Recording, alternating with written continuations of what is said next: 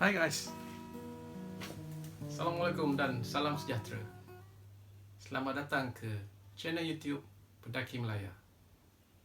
Terima kasih kami ucapkan kepada anda kerana sudi bersama dengan kami untuk kami kongsikan informasi, perkara-perkara, tips, gambar-gambar, video-video, juga cerita mengenai pendakian gunung dan juga bukit.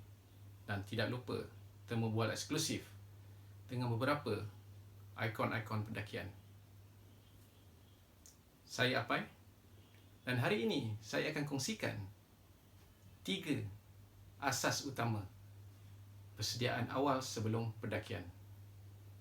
Tetapi sebelum itu, kepada yang belum subscribe, dijemput untuk subscribe channel YouTube Pendaki Melaya dan tekan butang loceng untuk menerima notifikasi secara automatik apabila kami upload video-video baru yang semestinya menarik untuk anda semua tonton. Okey guys, sebelum kita ke topik kita hari ini, apa kata anda layan dulu intro channel YouTube Pendaki Melaya. Jom guys.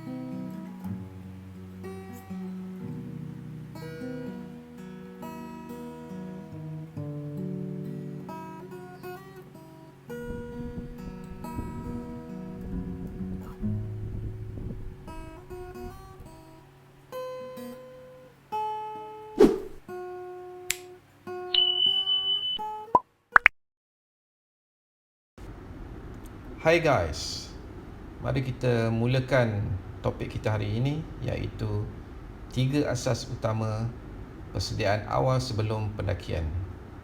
Untuk persediaan pertama, saya kategorikan ia sebagai urusan rasmi. Urusan rasmi ini termasuklah yang pertama, apply permit. Apply permit ni bergantung kepada gunung yang ingin kita daki. Sebagai contoh, Gunung Kinabalu, kita mungkin terpaksa apply permit seawal setahun sebelum pendakian. Ini kerana permintaan permit yang terlalu tinggi, yang menyebabkan kita terpaksa apply awal. Atau mungkin gunung-gunung lain kita terpaksa apply dalam mungkin 3-4 minggu sebelum mendaki. Ataupun ada juga gunung yang kita boleh apply permit atau beli permit di hari pendakian itu, di mana ia diletakkan di pintu masuk sebelum pendakian gunung ini. Sebagai contoh, Gunung Datuk ataupun mungkin Gunung Berembun Negeri Sembilan. Okay. Seterusnya kita pergi kepada urusan rasmi yang kedua. Yang kedua saya letakkan sebagai surat kebenaran. Surat kebenaran di sini bermaksud kebenaran tambahan selain daripada permit itu. Mungkin kita nak melalui empangan, kita kena apply surat kebenaran ni daripada empangan tersebut. Ataupun mungkin kita nak melalui kawasan orang lain, mungkin contohnya kebun, mungkin kita terpaksa minta kebenaran mereka untuk melalui kawasan itu. Seterusnya, untuk urusan rasmi yang ketiga, saya letak di sini adalah guide. Guide ni amat penting dalam pendakian kita. Walaupun gunung itu kita pernah pergi, seelok-eloknya pakailah guide. Guide yang berpengalaman, yang tahu selok-belok mengenai hutan atau gunung itu. Guide ni bukan sahaja penunjuk arah, tetapi mereka juga adalah penjaga kita ketika kita berada di dalam gunung ataupun hutan itu. Okey.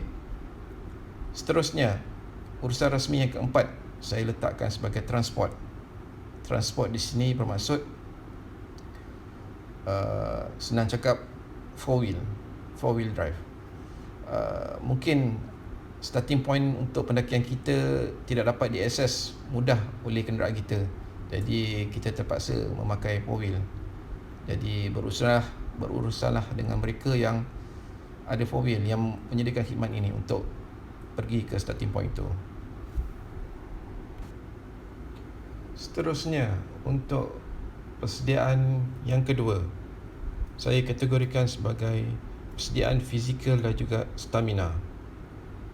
Di sini lebih kepada individu ataupun mungkin berkumpulan.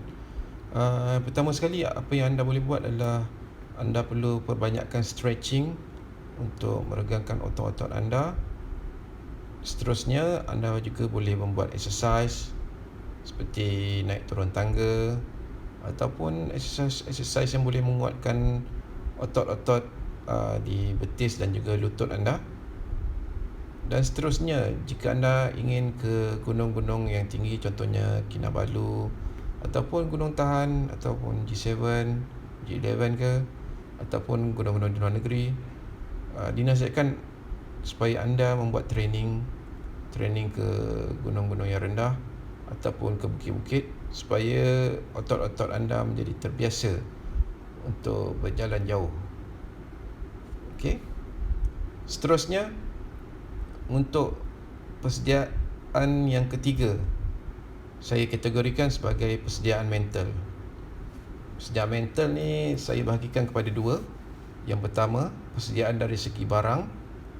Kenapa saya letak di sebagai mental? Kerana kita harus memastikan barang-barang yang kita bawa itu mencukupi untuk pendakian kita, supaya bila berada di hutan nanti tidaklah kita merasa mental kerana kekurangan barang, especially air dan juga makanan. Seterusnya, persediaan mental yang kedua saya letak di sini adalah sebagai kajian. Apa yang dimaksudkan dengan kajian? Kajian ni lebih kepada persediaan kita untuk mengagak bagaimanakah perjalanan kita dalam pendakian gunung itu. Yang pertama, kajian ni mungkin kita boleh buat adalah daripada meeting point kita ke starting point. Ini penting agar kita dapat menjangkakan jarak dan juga masa untuk kita tiba di starting point nanti. Seterusnya, kajian yang boleh kita buat adalah mengenai ketinggian gunung itu sendiri dan treknya bagaimana. Mungkin kita tidak dapat 100% gambaran di sana, tapi sekurang-kurangnya kita dapat at least 50 to 60% pun dah cukup supaya kita lebih bersedia menghadapi gunung tersebut. Bagaimana kita nak tahu persediaan ni? Kita mungkin boleh Google, kita baca blog-blog orang, tapi cara yang paling baik adalah kita cari orang yang pernah naiki gunung itu. Kita tanya pendapat mereka, bagaimana perjalanannya dan bagaimana masa timingnya semua. Okey. Seterusnya, kajian mengenai campsite. Campsite ni sangat penting kerana kita mungkin perlu bermalam sekiranya perjalanan yang jauh makan berhari-hari untuk sampai ke puncak dan turun ke semula. Dan kajian yang satu lagi yang penting adalah di mana last water point-nya. Kita perlu tahu di mana last water point untuk mendapatkan bekalan air supaya tidak keputusan air. Seterusnya, kajian mengenai musim dan juga cuaca. Di sini saya menyentuh musim dan cuaca kerana yang pertama, sekiranya cuaca hujan mungkin di hujung-hujung bulan 10-11 ataupun di awal bulan 2-3, sekiranya mendaki, dinasihatkan supaya membawa poncho, dry bag dan juga emergency blanket. Sekurang-kurangnya jika kita buat kajian mengenai cuaca ini, kita dapat bersedia dengan peralatan-peralatan tersebut. Seterusnya, sebaliknya, sekiranya musim panas, mungkin kita hendak bawa air yang lebih, ataupun ketika hendak ke sungai, kita perlu berhati-hati, berjaga-jaga kerana di waktu panas inilah binatang buas akan keluar untuk mencari air, dan semestinya sungai itu adalah salah satu sumber air di dalam hutan. Contoh musim yang kita perlu kaji, mungkin musim bunga. Waktu musim bunga ini lebah banyak berkeliaran mencari madu, jadi berhati-hatilah. Okey.